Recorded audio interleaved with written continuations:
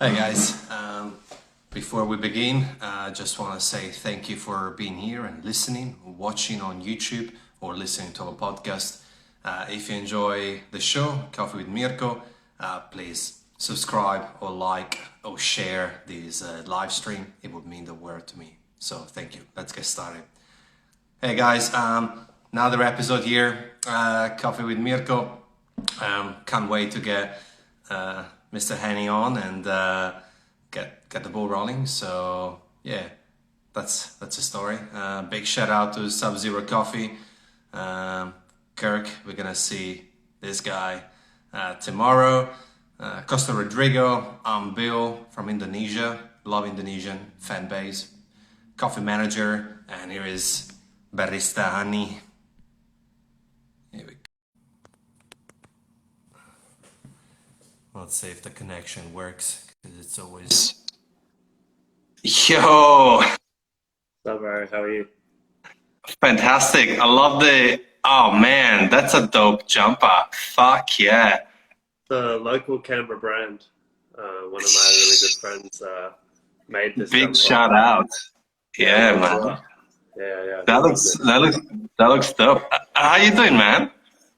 Yeah, really good, man. Been really busy. Um, just working heaps and yeah, just trying to, enjoy and take the best opportunity to just have fun during this time. Uh, Yeah. how about yourself? Yeah, pretty good, man. I think it's been a very interesting few weeks that nobody was trained up for. But just as we start a new job, like a waiter or a barista, we were not born to be in coffee, but we just learn and we ride the wave until we just manage to get through the other side. I think that it's been a granted health and a minimum of finance for essentials. I think it's actually quite a good time to self-reflect and do an inner journey and real self-growth and all of it. But nah, but it's been good. But Oh, hey, great. the show is also about you now. You got those mad girls and a mad jumper. I need to start lifting up my my game Yeah, damn, on man. You that. gotta step it up. I gotta step it up. So I guess for people gonna watch and rewatch and re-listen, usually I start off by ask what's been your journey to get to where you are. Your coffee. What's your coffee story? That's a good My question. coffee story. Yeah. Yeah, damn. I think so. I'm 23 now. So when I was 11 years old, I always really wanted to buy a bike. Um, so my family were not wanting to buy a bike for me. So they said, if you want a bike, you got to work for it. Obviously, you're not allowed to be working at 11 years old. So I somehow managed to. I went to a family friend's restaurant and I asked if I could just do anything for money. So I used to wash dishes and peel vegetables for $10 an hour when I was 11 years old. And No up shit. until I was about, yeah, so I did that for like 2 years. And then I decided that I wanted to upgrade. So I became a cook. And I used to say when I was like 14, 15, 16, I used to make like zucchini balls, borek, falafels, and like hummus dip and kind of lots of just Turkish food because it was a Turkish restaurant. So I would just be doing that and cleaning fridges and floors and dishes as a job. And then again, I think when I was 15, I decided I wanted to upgrade again. So I decided that I would like to learn how to serve people on the floor and make soft drinks in the bar. So I was making soft drinks and serving, just bottled alcohol and stuff. So still pretty young here. Um, and then, yeah, that's when I first got exposed to coffee being in the bar. We used to make like one or two coffees a night. And I remember I used to get I didn't really know I liked coffee then, but I used to get really excited when the coffee order would come through because I'd get to watch and learn how to make the coffee. So I think, like me as a person, I just really loved learning how to do things I don't know how to do.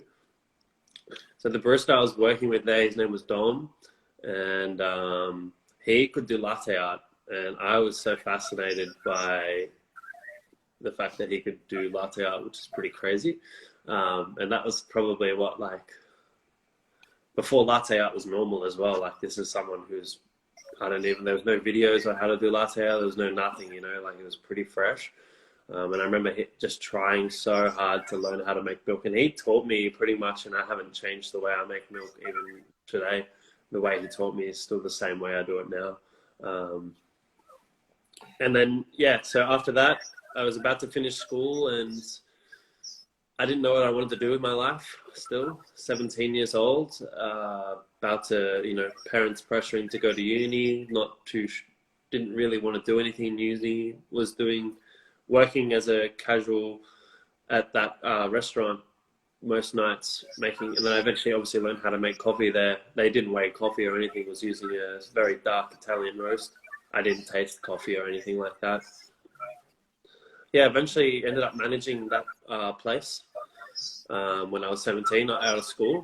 So that's when I learned a lot of my management skills. All the people I was working with were like 5-6 years plus on me. So it was very strange when I was looking after the shop. That was a really good thing for me to learn. And then, yeah, you hit that point. I think I was like 18, and I was like, damn, this isn't it, you know? Like, I can't be doing this forever. And I wanted to open my own shop. And my favorite shop in Canberra is the Cupping Room. Very popular in Canberra and Australia. Still think one of the best cafes I know. I wanted to know how Cupping Room worked. So I knew someone who worked there, and I asked if there was a chance I could, you know, start to work like 1 day a week. So I was working 5 days at my old managing, and then 1 day at Cupping Room to learn how everything works. And then that's when something really strange happened. So when I went there, I got served a coffee that I was told it was going to taste like blueberries. The seasonal milk blend at the time, and funnily enough, it tastes like blueberries. So this really grabbed my attention. And I was just like, how the hell is this real? I want to know more. And I got invited to a cupping session the following night. So I went to the cupping session, and I got offered, you know, the job through the cupping session. So I went there first before I got the job, and then I tasted the coffee and I said, what the hell? Then they sent me to the cupping session. And in the cupping session, I remember just kind of like going, oh, this one's fruity, this one's this. Like, I had no palate, obviously, at that point. I didn't really like black coffee or anything like that. It's something that over time just became a thing. And I just remember, yeah, so Yanina, who's the current Brewers champ, she was the head barista at the time. And she offered me a position to work 1 day a week making cold drinks. And then basically from there, worked there, learned everything, probably dragging along, learned everything here. No. I wanted more, so I wanted to be a HB, head barista, but there was no room at Cupping Room. So I got heard that there was a new shop called High Road opening, which obviously everyone knows now. So that was like a year away. And I went overseas to Thailand for a month to see a friend. And then I came back and was a head barista, like working under Gus Mackey to become a head barista in the Onamanika, which is the other flagship store. Then I moved to High Road. So that's kind of how I got here. Fuck, that's super. Like, you are the lemon stand hustler of hospitality. Yeah, I just thought I'd go to the hardest places possible and try learn how to make coffee. I guess the real question is, did you actually end up getting the bike, or you forgot about the bike? I definitely got the bike. When I was a young pup, I definitely got, yeah. That bike, the bike got me hurt really badly. I used to ride like the skate park bike, you know, used to ride a bike to the skate park. Wow. I think it's the first time I've ever met someone that stuck with hospo from such a legally young age. So bad, hey. I wasn't on the books until I went to Cupping Room. I didn't even know what books were. Man, I think that you and I can very well argue that was the best school that you could have possibly attended. You know, I'm assuming that your background could be, you know, obviously if you worked in a Turkish restaurant, perhaps, is that your background or I'm actually Egyptian, so half Egyptian, Egyptian? half All right. Australian. Sure. But yeah, So, but you know, it's like the pressure from coming from a cultural family background, which is like, you know, we did this, this, and that. We crossed the oceans to come here, you know, to give you a good life and go to university, get a job as an accountant, as a dentist, as a doctor, which is okay. There's nothing wrong. It's just a different mentality, and you know, there was that struggle, of course, and we respect that. But for you to be staying up, and say, you know what, now I want my bike first and then the concept of learning, you know, I think it's fantastic, the resilience that you've had in you.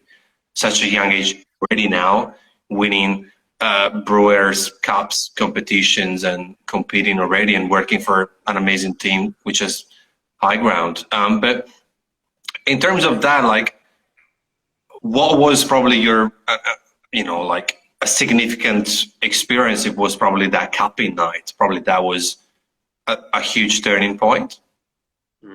I think definitely a huge turning point into obviously I have this page that has a reasonable amount of following.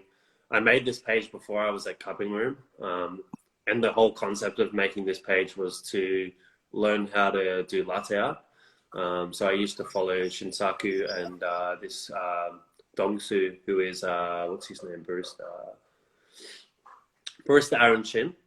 So these guys are really popular, and I used to just basically, you know, this is how I even tell people, you know, if they don't want to pay to learn how to learn latte art, they just record yourself and then put it next to the video you want to.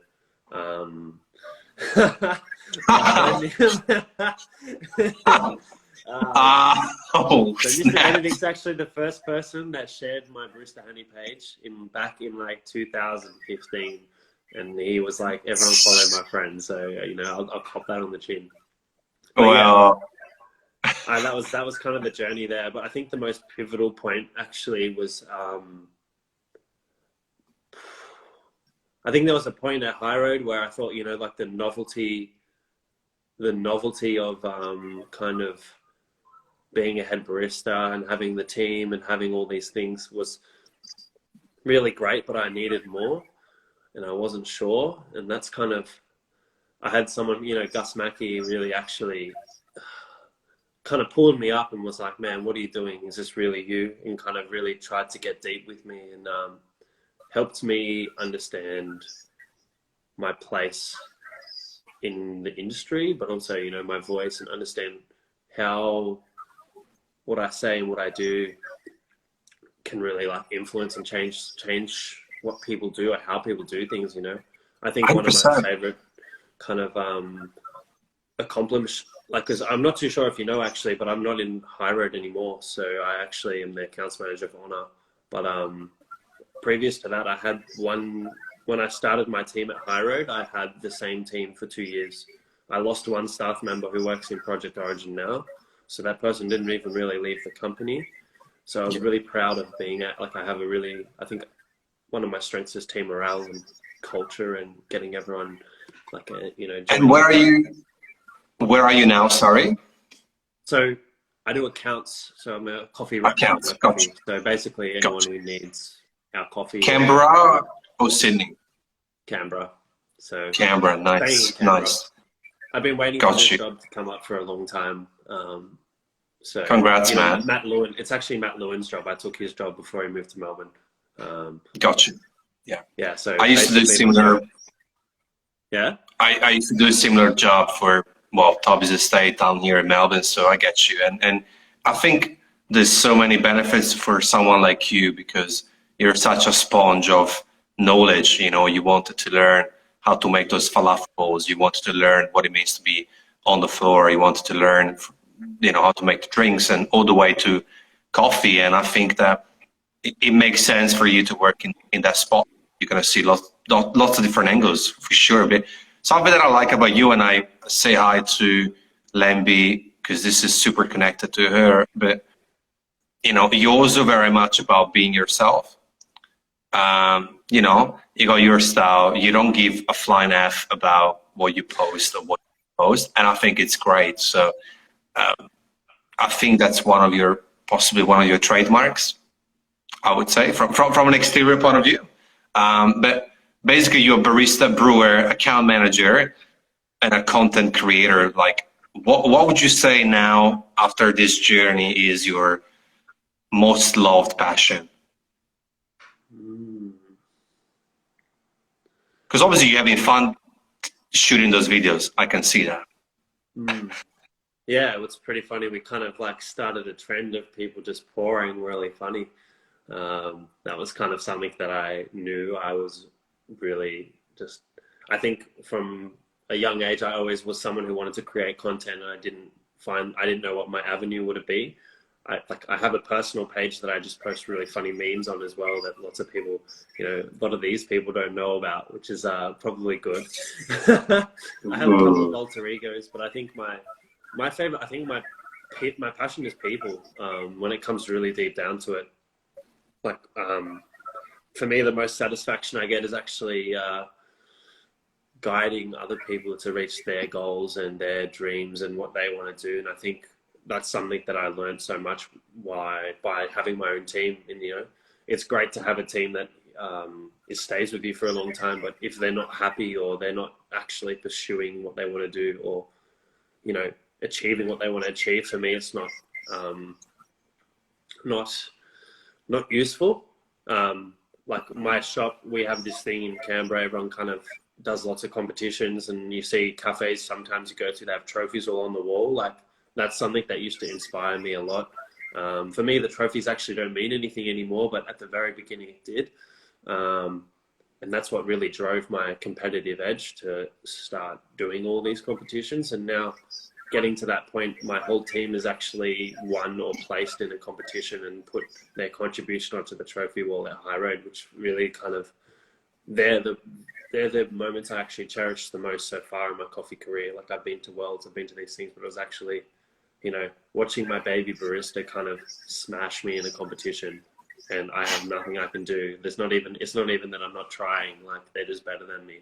And that moment is like, whoa, you know, like, this person has so much to give, and there's only so much more. And I think Anthony is such a great example as well, you know, like, I'll tell you a story with Anthony. The very kind of first time we connected, it was after his first year in comp.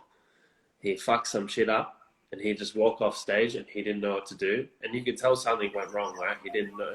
And he just like, I just give him a hug, and he's just like, man, he's about to cry. He's trying not to cry. And he's like, man, I'm not good enough. This is it. Like, this is before he's working in hospo.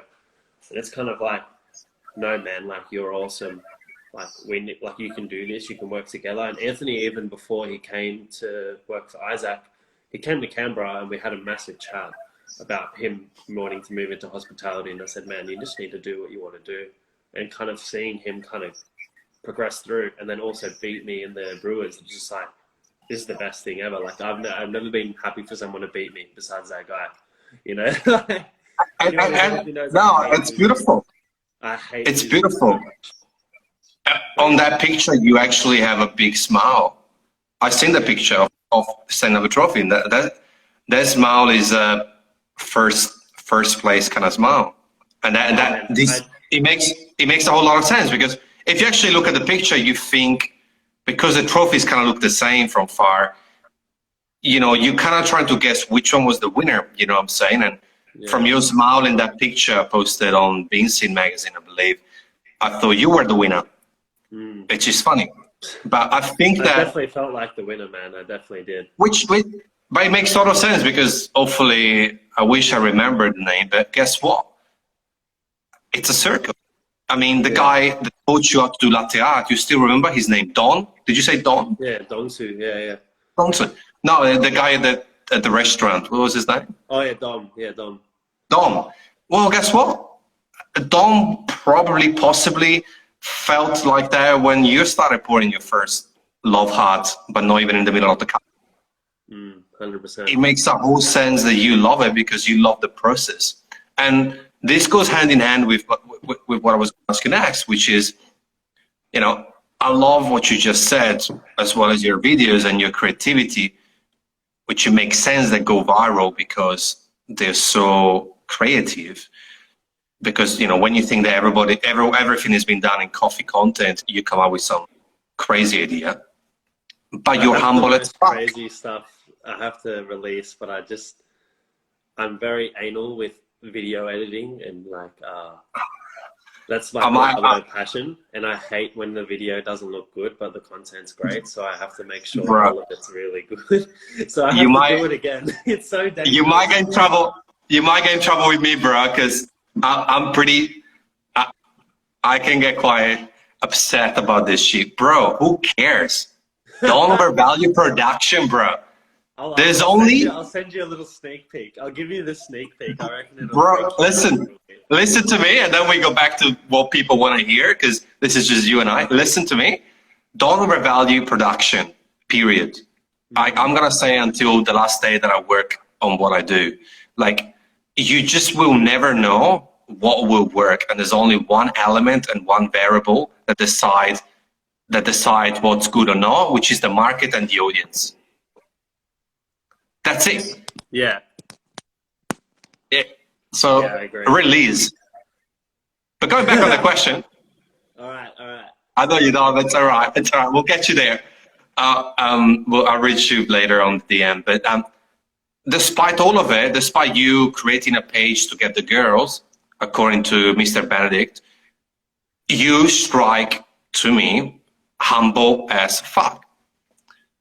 And I think that the new era and the new age, it should be more about being a humbler than a hustler. Translation. I think that we need to cultivate a culture where being humble is more important, because this whole hustle culture has generated a lot of hate, a lot of envious, a lot of jealousy, and you would not have been happy that Anthony won. But really, the real winner was you on such a higher amount of level. So I think that it's extremely important. So was I, you know, you were probably very humble in order to have had a team that stuck with you for 2 years. I think humble is one of those things. When I was younger, I definitely wasn't very humble at all. And there's definitely times even now I catch myself, and I think it's something to be accountable for. But for me, it's about being transparent, and I think it's not about like hiding your accolades or anything. I think we should be embracing, but I think it's all about having no doubt in your mind that think like, I hate losing. I can say it to you. So if I'm upset when I lose, you know why, because I can say I hate losing. I won't blame anyone or anything else. It's like, it's always up to you to win or lose. But being able to stay humble is kind of being true to yourself, you know, you don't want anyone to kind of see that bad side. Like, it's not, everyone has a bad side, right? Like, everyone has something they like. But allowing people to join you on this journey of like, oh fuck, I actually feel like shit. Like, no, I'm not happy with how this went out. And like, yeah, that third place picture actually means so much more to me than anything else, because if a lot many people thought that's my first year. I actually compete 3 years. No one even knew. The first 2 years went so horribly and I had the same judge, Oliver James, and his feedback to me was that I was not myself. I was too scripted and I tried too hard. And I'm like, I don't know what that means. I didn't know how to fix that. And he said that I was like a cardboard cutout and I wasn't myself. And I was really like, that was probably the most challenging thing in my whole life, trying to understand this feedback from him. And I actually got to that point where I didn't get humble and I thought he just didn't like me. And then now looking back on those videos that I have of me doing my comp, I'm like, who the hell's this guy? It's me, but it doesn't look like me. It doesn't sound like me. Everything different. This is a process of just growing up into, I think, being a human being. But Ollie was actually my head judge in this year, last year's comp. And regardless of the scores or anything, after our debrief, he just like, we locked eyes and he just hugged me and he's like, you finally did it. And that was kind of my goal. The whole comp was actually, fuck what happens. I want to go to nationals for sure. Like that was one of my goals, to go to nationals. And my other goal was to, you know, be myself and be happy with my performance on stage, which was, both of those things happened. And I was like, this is the best. Literally, it was like the best day ever. Like I nearly cried. Best outcome. I nearly cried because I was so happy. I was like, I've never been so happy of it. I've never been happy of a third place in my whole life. Third place 5 years ago, me would have been like, damn, get the hell out of here, man. Go back and start training again. But this year it was just like, nah, that's fucking amazing, man. I'm so happy. Speaking of the devil, Anthony just rocked up. My hero. I just gave you the biggest raps of your life, man. Yeah, bro, you gotta rewatch this. You have to rewind. It is what you gotta rewatch this, bro. And whilst we're on the chat, and then I'll actually close up what you just said. We got D-Train saying that he will be happy to lose to you. And Barista SHM, I love any drinking fruits and water instead of cup of coffee this time of the day. Well, I think I was talking to Len Butler. Len was my second or third episode. And we were talking about that. And he wrapped his head around it too quite quickly, around the fact that those judges were there to helping him. And it took him 7 years to become the USA barista champion. You know, and it's such a hard work for 15 minutes, and that 15 minutes define who you are. And I was actually re-listening to him because I'm gonna start scripting these interviews into maybe blog posts, because I think people like reading, not everyone likes watching and listening.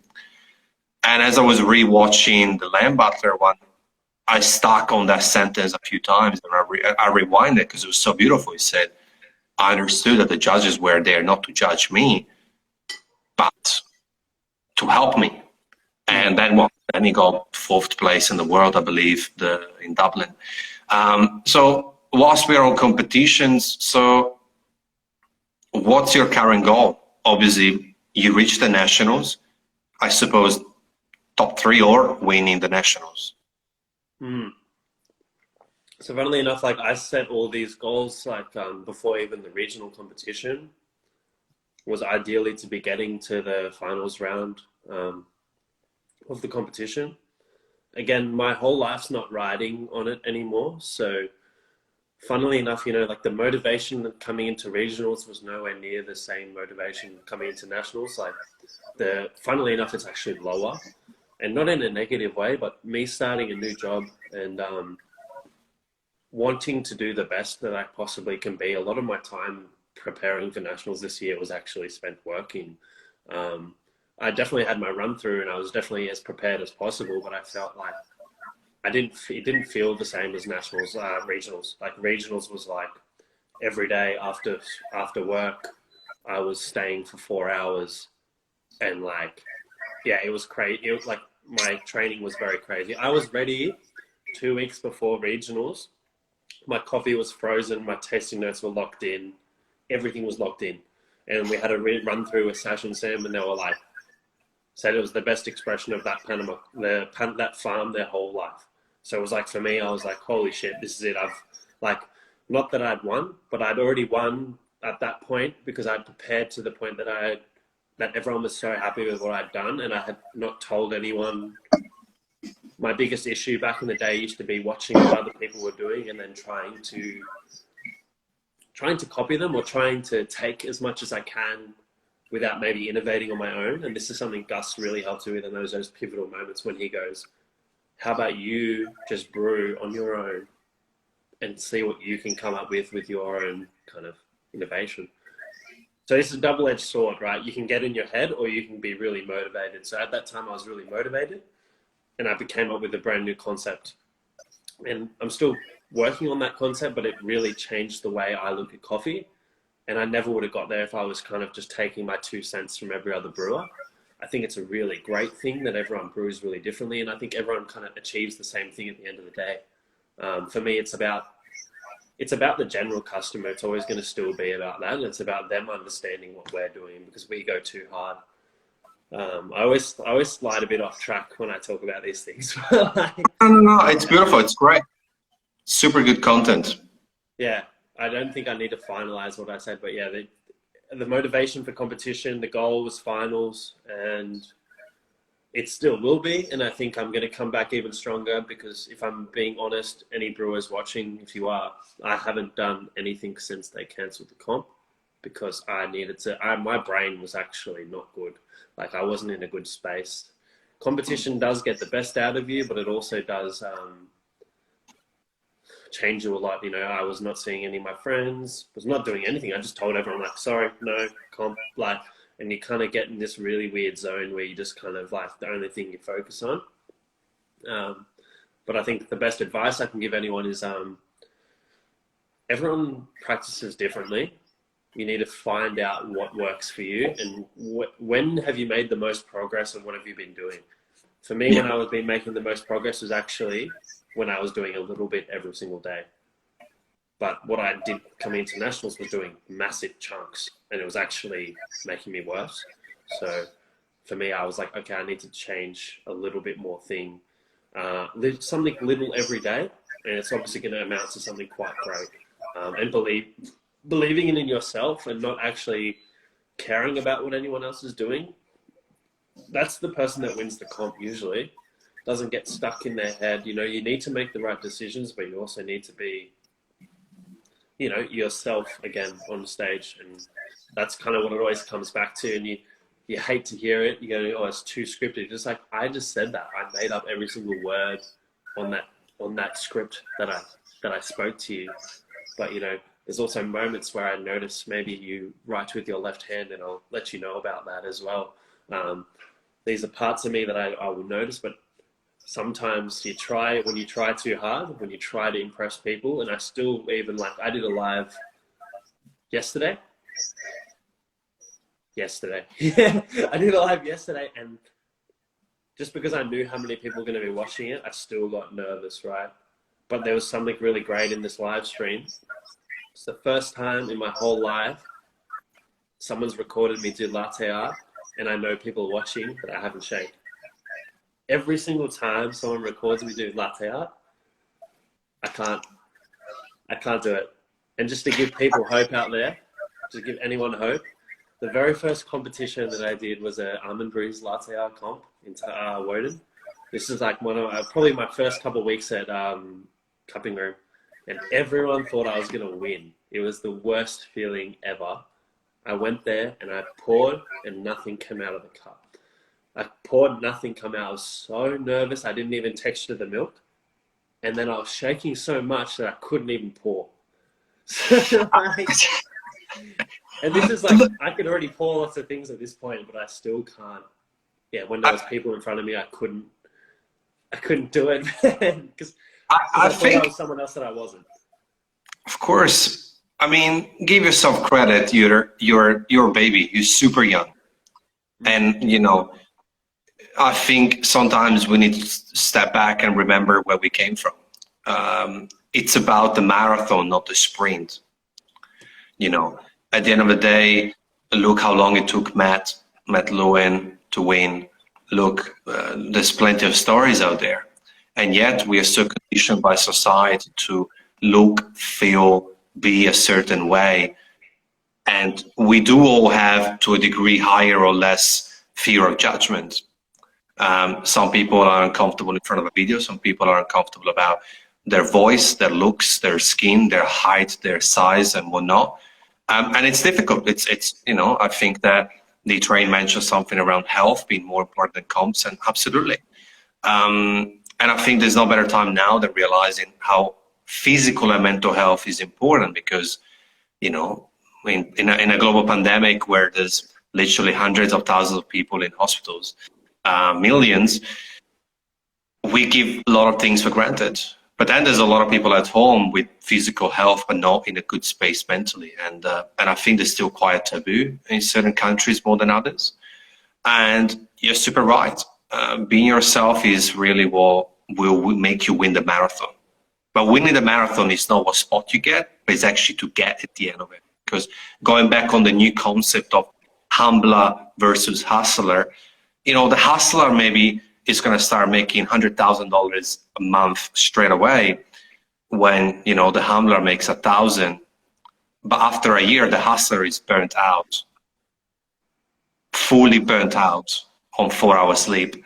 So I think we lost a little bit of contact with nature and the importance of rest, the importance of mindfulness and well-being overall. And I think you're right, to be in the right zone. Do you know what I'm saying? Yeah, I'd say even like to go back to your humbler hustler kind of thing.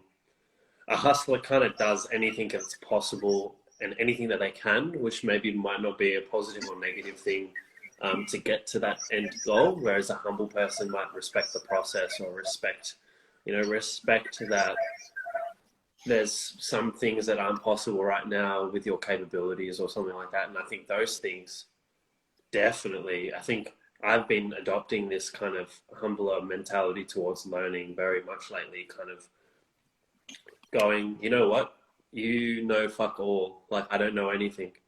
I'd actually, and it, you know, it's a double-edged sword again. Like, I kind of have that feeling where I don't know anything when someone asks me stuff about coffee. I'm like, well, don't ask me. But I'm like, well, I know. I've read, like, when we went to Sub-Zero, it was a kind of very good feeling when people were querying me all these questions and I could actually answer them. Whereas sometimes I felt like I was getting interviewed when I was doing Sub-Zero. Was people? I was there. Yeah, like I was at Abacus. Not even asking me about coffee. They were just kind of like interviewing, kind of like, why do you do this? Why do you do that? Why do you do this? And I was like, well, yeah, we're doing this because of this and this and this. And like, I got really nerdy with it. And I was like, okay, maybe I do understand what I'm doing. But again, going to something else completely off that, like I started playing basketball recently and I am really bad. But I'm the kind of person that will pick the very best person that I can see here and then kind of like go, I need to learn everything off this person, but I'm not going to do everything in my power. Like, I'm not going to hustle him. I'm going to be humble and go, teach me how to do this. And I think, yeah, we're going to talk. What do you want to talk about coffee, dude? What do you want to talk about? I got you, man. What do you want to ask? I think you might have joined a bit late. We're getting a bit deep. This is coffee, but this is coffee on another level. And talking about coffee people, to be honest, to wrap that concept, I mean, I think many baristas out there should listen to 30 seconds that I've interviewed Scott Rao. And Scott Rao said, ultimately, I'm actually always wrong. We all are always wrong on a philosophical deep meaning, because what we knew about coffee 10 years ago, it's already been debunked. So for Scott Rao to turn around and say, I'm actually probably very wrong in many ways in all the things that I do and say, it puts things in perspective. So yeah. Now, in terms of well, if we're gonna get into coffee, I'm back. Yeah, you're a little choppy. So well, talking about coffees, that's all right. We can join. We could tune in. I have 9. Feel free to drop a question, specific question, because coffee is quite a broad topic. What's one of your funniest memories at a cafe when you were working as a barista? Funniest memories at the cafe. Funnily enough, I think the funniest moment in the cafe is on recording, and it is the video when I'm pouring onto Sam's head. I've never heard myself laugh like that in my whole life, and I just thought it was so funny. And that video was not scripted, yeah? Like, I genuinely was, like, I tell him to tilt his head back more so he doesn't spill it. And then it just turned out so great, and I just laughed. Because I remember just watching my phone and watching it all spill on his face and laughing so much. I think, like, the funniest moments are with me and Sam, which is Milk Bender. We kind of have that, especially when we're working in the cafe together, was that mentality of just, like, we would dance and singing, so funny, you know, like, it was always just, like, the people who own the shop always were kind of like, can't put these guys together, no work gets done. It's just kind of good vibes all the time.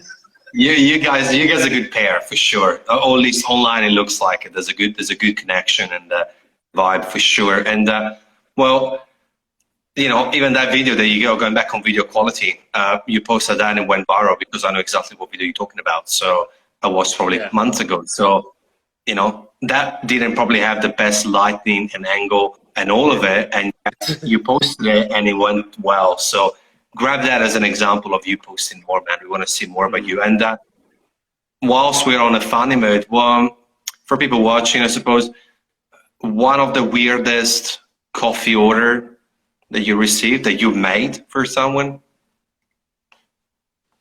Man, back in the day, I used to be someone who would say no. I used to be that person, but now I definitely believe like make them whatever they want and get their trust and then move Yeah. them on to something else. But if I can remember one off the top of my head, it's actually my auntie's order. And it's the first order that I ever remembered as well. So this is before I even made coffee, before I worked. She used to make me go to the shop and buy her coffee, and she would give me the change so I could buy lollies. And it was a half strength, weak, decaf, skim latte with 2 equals. And that shit, And you were like, that one messed me it's for up. my aunt, by the way. Half strength, weak, decaf, skim, latte with 2 equals, large. Yeah, I remember like if I messed it up, she would be able to taste it as well. But I used to make like burnt milk. Like when I used to work in the restaurant, man, there's some stuff that I wish, like I would never do that stuff again. and yeah, I mean, look, we all had those weird orders. I think I got pictures somewhere of orders that I've made. But I think going back on more of a level, I think you'd be a great person to answer this. And because I think what strikes is that you're passionate about coffee. Okay, there is no 2 cents or no ifs or buts about it, and that's why it makes you happy and you stuck your ground. So what would you say to the people out there stuck on that good, safe, parents approved job, but they actually wanted to get into coffee?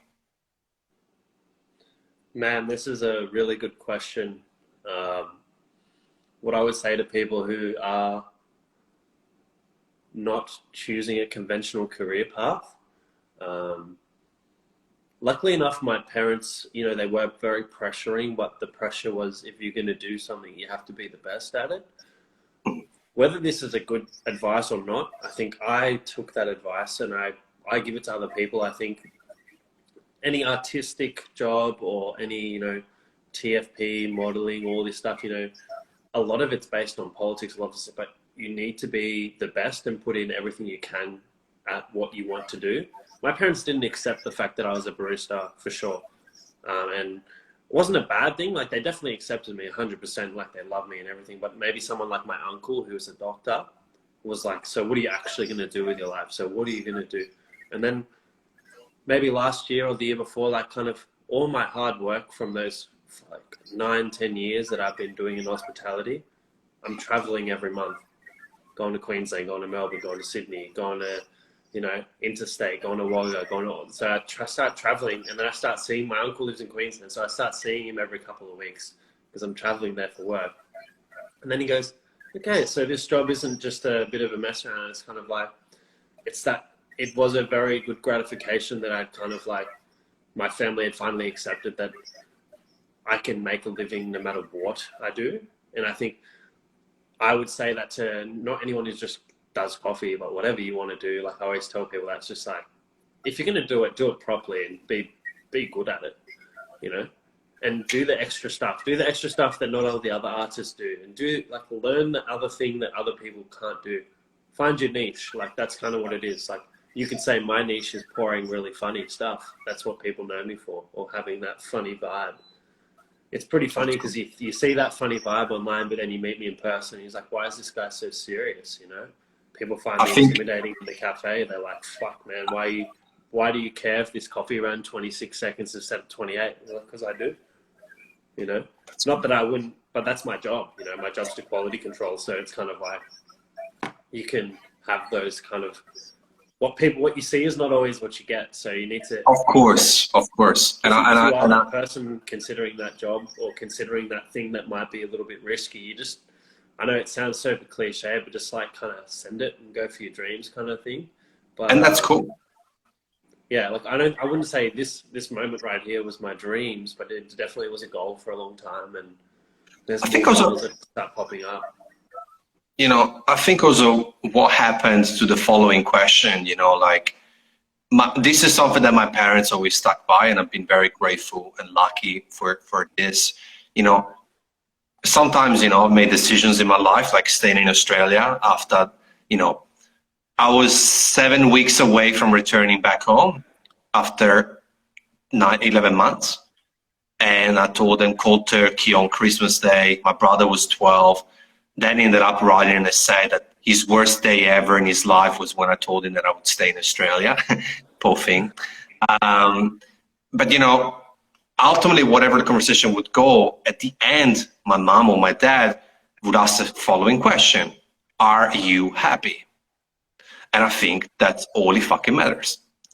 You know, these whole titles and jobs. And I got caught up too when I first was in hospitality. You know, it's like there's all-rounder, and then it's like 2IC, and there's supervisors, you know, floor manager, floor runner, head barista, junior barista. And it's like, ultimately, no matter what you are, who you are, if you're happy, it doesn't matter what the pay comes out, if you can survive. And it doesn't matter what the job entails, because guess what?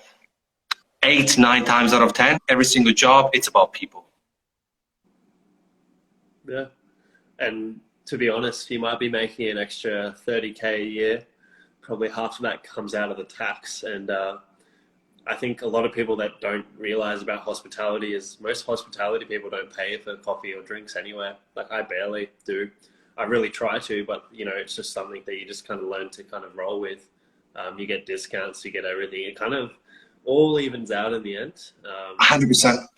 I wouldn't. And the hours, the lifestyle, you know, like most baristas, like in Queensland, for example, I went up to see a customer with my agency, and I didn't know this, but I was driving around with one of the boys, and it's a coffee roaster from Queensland, and we were visiting some of their customers, and he's like, oh, we gotta hurry up. And I'm like, what do you mean? It's like 1:30. And he's like, man, here shop shuts at 1:32 p.m. And I was like, what?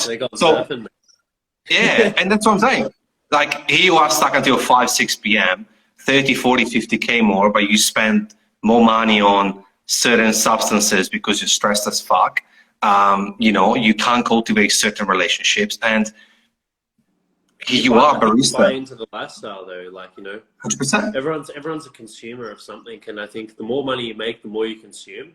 So whether that's something you want to do or not, that's fine. I think the necessities is maybe just living in your own house and living, you know, living comfortably. I think that's personal, but it shouldn't be paycheck to paycheck, but it shouldn't be like, oh, I need to have, like, I hate, people probably hate me for this, but I don't care about cars. I don't care about, everyone knows me. I'm like the kind of person, I really like clothes, but I always buy secondhand, unless I'm supporting one of my friends. But like, I don't actually care about material things much or at all.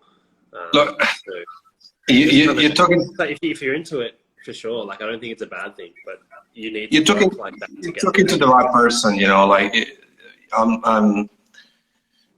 this is going deep now, but I think I like where we're going because I think it's super relevant. You know, it's funny how, for a non-English speaking person, so it's funny how consuming also can be turned as consumed. I think that lots of people, by consuming, consume themselves into crumbs. And I find it quite ironic that it's the same verb, grammatically speaking. And then, yeah, I came across some good videos and good people, good mentors around minimalism and the whole less is more. But look, even with minimalism, it feels like, oh, it's a cult. It's not really a cult. It's more, hey, if you love reading like my mother does, you can have a library with thousands of books. If you love coffee, you can have your AeroPress pour over and I don't know, fair That's espresso, just and what my kitchen looks like. It's not good. that's cool. That's cool. You know, like that's fine. But you're right, we buy into the lifestyle. But I think it's important to don't buy into society, because if you're happy because you get the chance to travel more, because you're on a casual ship, because you get a chance to finish at 3 o'clock and, you know, go to the gym when it's quiet, or go to the beach when everybody else is working because you can, and surf and have that lifestyle. I think it's just as great as other freelancing options, but you actually get a salary. And luckily in Australia, it's quite decent. You can make a living out of it. But you need also to be ready to adapt. Maybe you don't need a fancy car, because you can catch public transport, or you can ride a fixie. Maybe you can ride on your skateboard or whatever push bike that you got in your garage. Compromise. Yeah, but I think it comes down to that fear of judgment. Who cares if people turn around and say, well, you shouldn't be wearing pink sweaters because it doesn't look good. Who cares? I mean, you can turn around and say, well, girls get the girls, you know, like, what about your hair? You know, it's like, it's a never-ending battle for people pointing fingers. But something that I learned very kindly years back is, and I'm glad that I'm filming this, something that no one realizes is that when you point finger at someone, there's actually 3 fingers pointing back at you. You're right. I know. So before you point one finger, look at the 3 pointing at you and think, okay, what am I not doing right or wrong?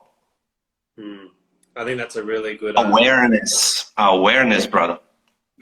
That's a really good analogy, and I think I started to adopt that skill when I was working in high road. Some things would always go wrong and it would really frustrate me. I really like to run a tight ship.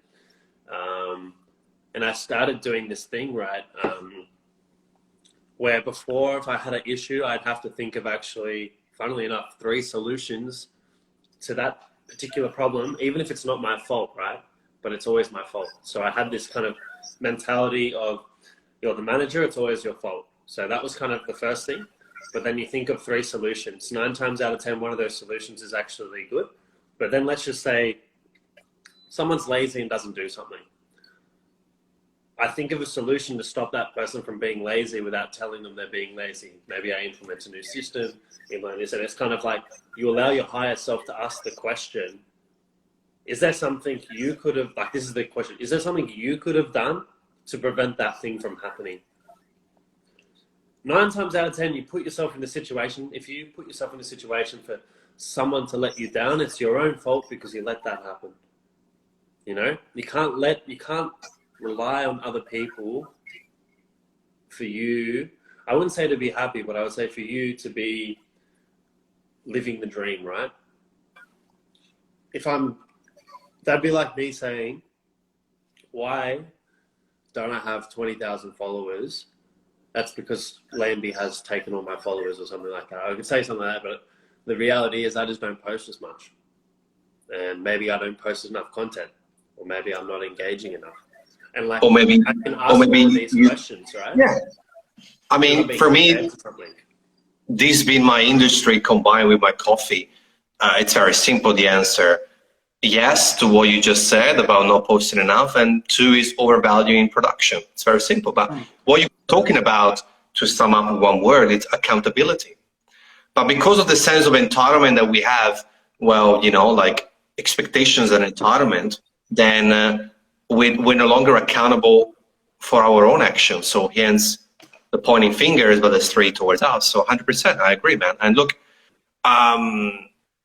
first things first, when are you next coming to Melbourne? Well, now that I know that you can drive there, I'm very, very inclined to go. I really want to see Kirk. I really want to see the kind of Kirk is on tomorrow, by the way. Hey? Kirk is on here tomorrow evening. Yeah, I know. We chat on the phone often. We're kind of in love. Yeah, like I'm one of those people who hates driving. I really suck at it. Oh, and you picked up a job where driving is like 90% of it. That's the thing. I love driving in my hometown, Canberra. I don't know if you've ever been there, but there is zero traffic. All right, And all right. the longest time you're ever in the car is 15 to 20 minutes. Max. That's not too bad. Yeah. Yeah, so like I would cry if I had to. Yeah, let's do a road trip, Anthony. I'll sit in the car with you, and you can drive, and we'll go straight to this guy's house. Yes, yes. You can crush here. I mean, we'll make it work.